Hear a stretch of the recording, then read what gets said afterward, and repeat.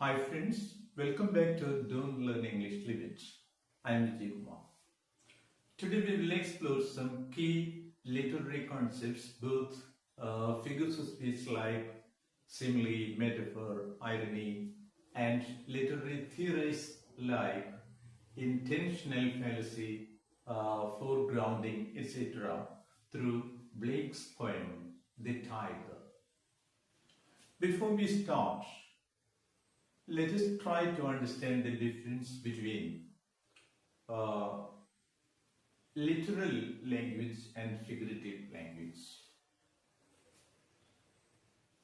I saw a tiger yesterday at the Trivandrum Zoo. This is a plain statement, you know. Words in this particular sentence have only literal meaning or dictionary meaning. But you see, he is a tiger. He is a tiger. He is a tiger. Actually, he is not a tiger, but he is as brave as a tiger, or he is as powerful as a tiger, or he is as ferocious as a tiger.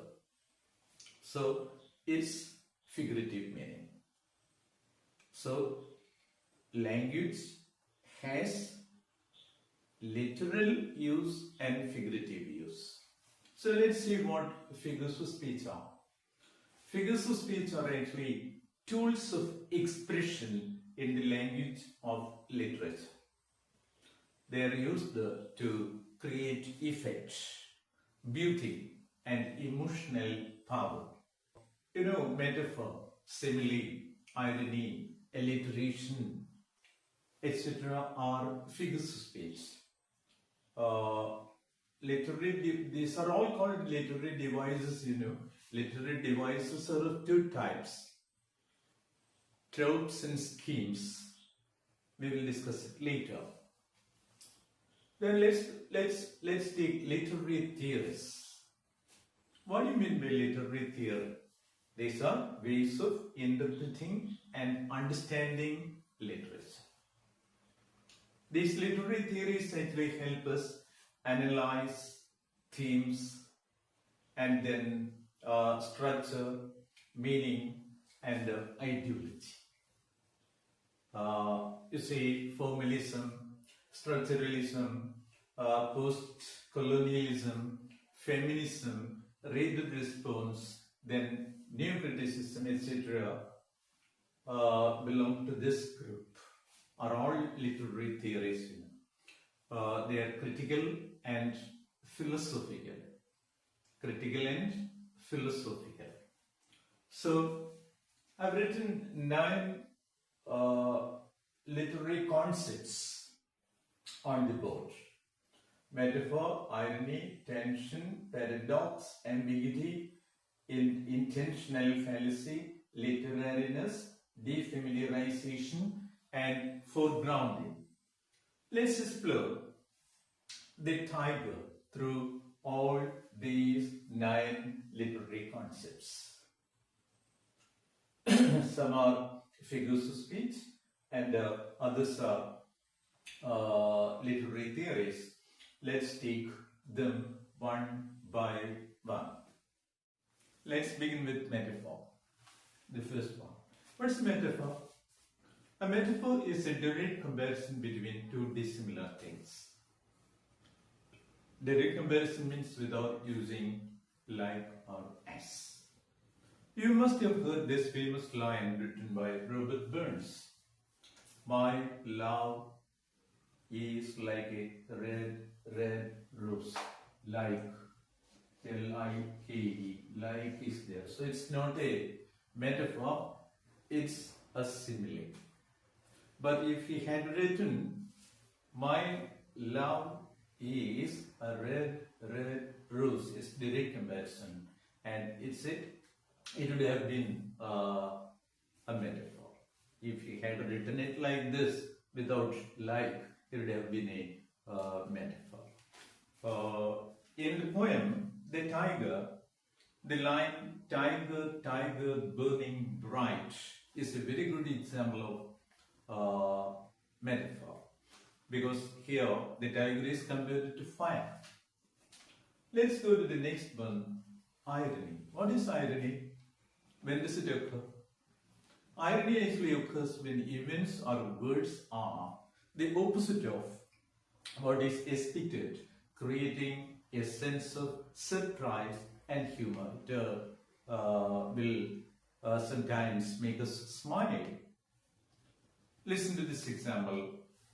The Titanic was touted as an unsinkable ship, but it sank on its first voyage. It's a very good example of irony. In your poem, did he who made the land make thee is indeed a very good example of irony.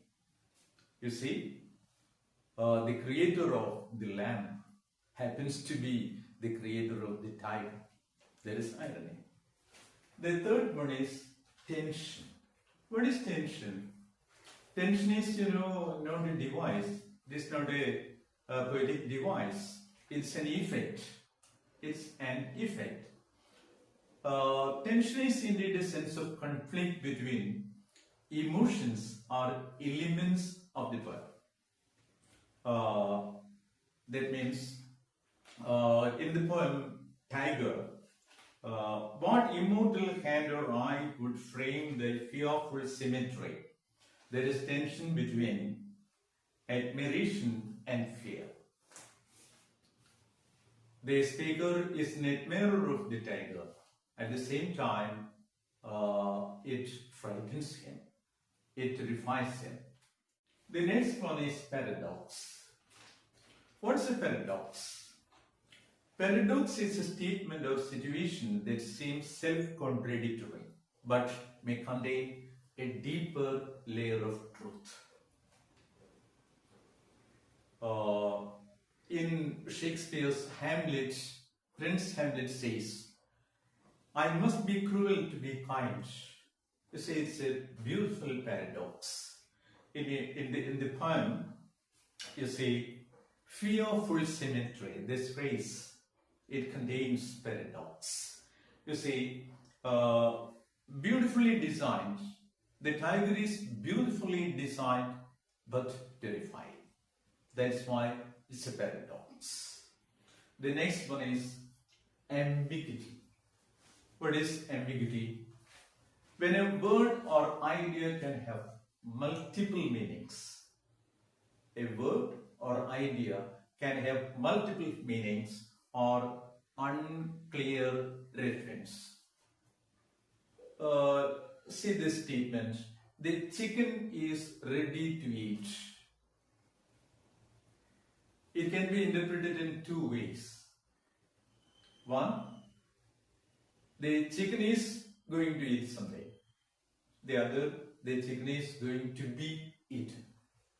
So, there is ambiguity. There is ambiguity. The sentence is ambiguous. In the text, what immortal hand or eye could form thy fearful symmetry? So, the creator is ambiguous here. Whether he is God, Satan, or man. So, it's an ambiguous statement, So the next one is intentional fallacy. It's a concept of new criticism. According to this concept, a critic or reader should not rely on others' intention to interpret meaning. Don't ask what the author says, but ask what the poem says. And the next is literariness. Literariness is a formalist theory, and it asserts that linguistics of literature differs from the linguistics of practical discourse. So this is what makes a work a literary work. The next one is defamiliarization. Defamiliarization is a formalist theory. This is making the familiar unfamiliar or making the familiar seem strange. In the poem, the tiger, tiger is a very familiar animal, but it is presented as a mystery.